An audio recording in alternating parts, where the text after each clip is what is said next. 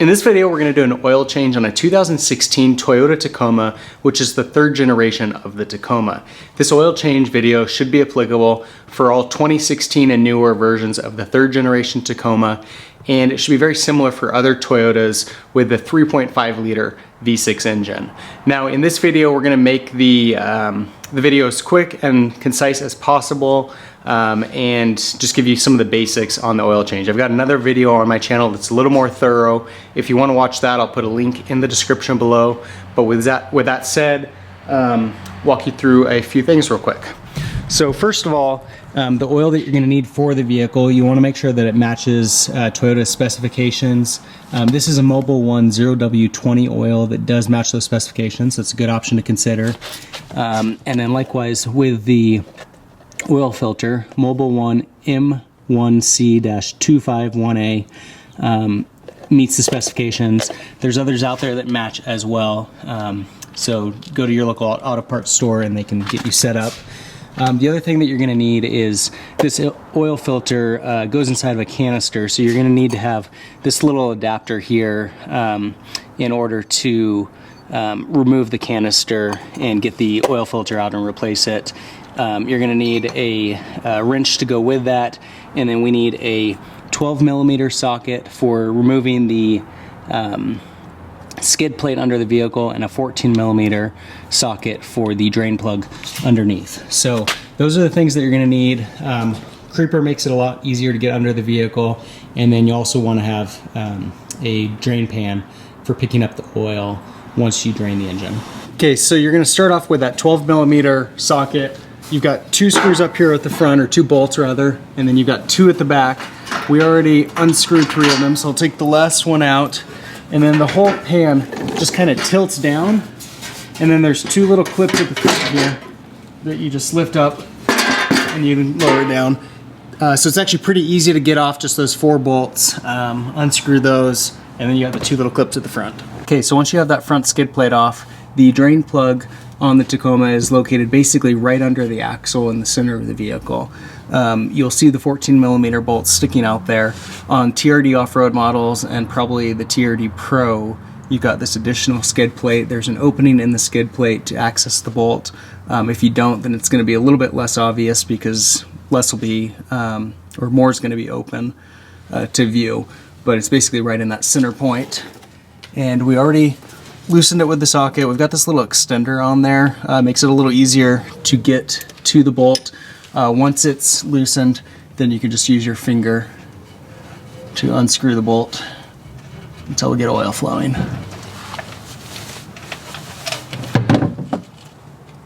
Okay, so now we got oil flowing. We're gonna let that go for a few minutes until it's just dripping. So we'll be back in a minute. So for our next step, we're gonna go underneath here, get you guys a view of the filter. Right here, this little silver piece is going to come off, and we're going to plug in a little insert that's going to drain the filter before we take the filter off. So in order to remove that, you're just going to take the end of this extension, and we're just going to stick it in there and loosen that guy. And nothing should come out when I drop this piece, but I want to have the pan here just in case. Get a little bit of oil. And then with your oil filter, this little plastic piece comes with it. And the way it works is that you just screw it in, and then it will take the rest of the oil out of the filter. So just where we took off that little silver piece, we're going to take this, thread it in there.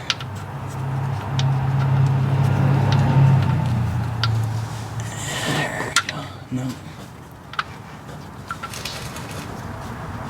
There we go.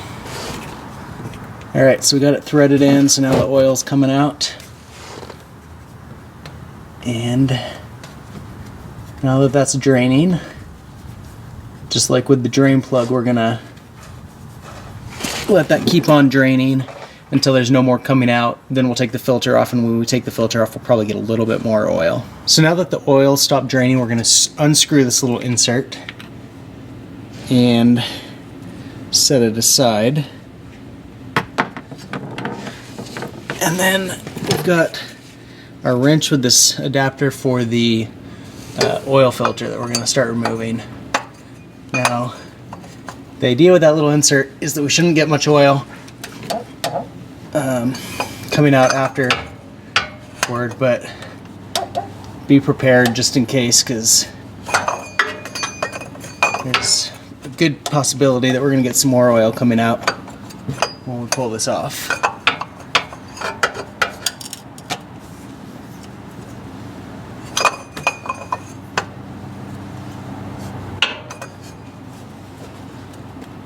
Now we've got that kind of loose, can kind of do it by hand, a little easier.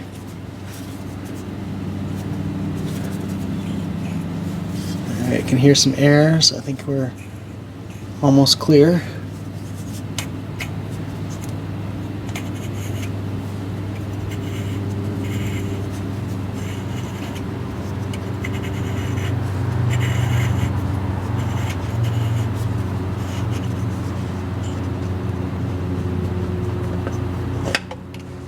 Alright, and there we go. Got the filter off. So you can see we've got basically this canister with the filter sitting up on top. So this is our old filter right here. We'll take that out and set it aside as well. And then I'm going to clean up my hands, clean this guy up, and we will show you how to insert the new filter into this. So now that we've got the oil canister all cleaned up, there's a little O-ring that's on the outside here that we're going to want to peel off. Your new oil filter will come with a new O-ring to replace this guy. So you get a little baggie that's got 2 O-rings in there. The one that I just showed you, and then we've got a smaller one here as well that is going to go in this little gap right around there. So you want to make sure that when you get the new oil filter that you also replace these O-rings at the same time.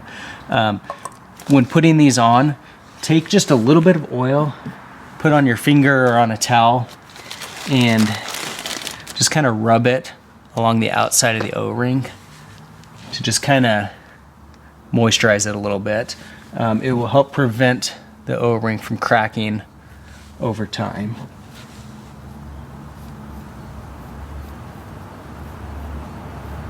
There we go, we got that covered now, so we'll go ahead and just pull it back on carefully, back down on there. So that guy's ready to go. And then we'll take the new oil filter and we'll just insert it. Make sure we got that in there right. So that just inserts in there, and then we will screw it back into place where the canister previously was. So we'll take the canister, we'll just start by hand screwing it back into place. Get it until it's nice and snug, and then we'll use that same canister adapter again to screw it on a little bit better. Okay, so once it's screwed on hand tight nice, you're gonna use this guy, get it until it's on there pretty firm, and then we're gonna take this guy, and the order on way you do this may vary depending on preference. I thought it'd be nice to get the whole canister back on before I put this insert piece in. In some ways it might be easier to do it while it's off the vehicle, but I go ahead and decide to wait. So we just rubbed a little oil on there to keep this guy from drying out. We're going to insert in that little gap on the bottom of the canister, and then this little piece is going to go back on. So we'll start by hand screwing it until it's hand tight. And once that's on there, hand tight, get this guy out again, and we'll tighten it a little further. Now again, on all this stuff, you want to get it tight, but you don't want to over tighten anything. So that's on there pretty good. Obviously when we turn the vehicle back on for the first time, we'll get underneath, we'll check, make sure that there's no oil coming out. That seems to all be on there pretty good. For that reason, you'll want to wait to put the skid plate on until all the oil's on, so you can get underneath, make sure that you don't have any leaks. So I think we're done down here. We're ready to add oil up top, and then we'll finish off by putting the skid plate back on. So under the engine, this is where your oil is going to go, And then you've got the dipstick right here for checking the level of the oil. So insert there, check oil over on this side. So I recommend a funnel to not make a mess of the engine compartment. You're gonna start off by putting a full 5-quart container in. Once you've got that 5 quarts in, you're gonna need a total of about 6, so you want a little bit extra after that. We're gonna pour all of this in, and then we will use the other container to add as needed, using the dipstick to check the oil level. So you're gonna need to check that as you're filling it up. It's gonna vary a little bit based off the slope of the vehicle and how much oil drained out. If you're not on level ground, or if you've got the vehicle up on jack stands or something, that could make a difference.